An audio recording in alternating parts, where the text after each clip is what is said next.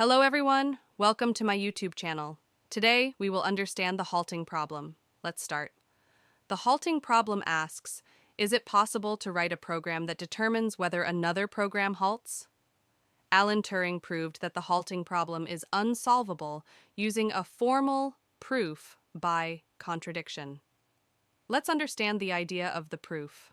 First, we assume that we have a reliable program which always correctly determines whether another program halts. Let's call that program as R.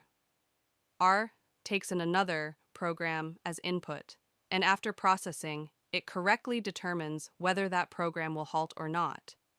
Let's also say that we write our code in green color if it halts in red otherwise. So, if program halts in reality, then R will understand that and will say that it will halt.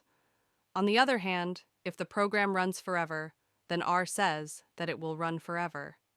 So R always tell the truth. Now, let's create a bigger machine N, which encompasses our reliable program R. For every inputs that N takes, N gives them directly to R. After R returns its answer, then N takes this answer and does the opposite. So, if a program halts in reality, R will say halts, and N will run forever.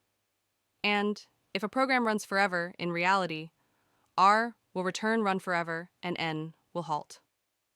The contradiction arises when we give N its own program.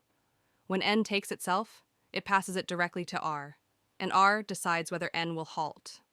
Let's say R determines that N will run forever. However, since N is designed to do the opposite of what R said, then N ends up halts, even though R said that N will run forever. This means R is totally wrong, but we assumed it always tell the truth in the beginning.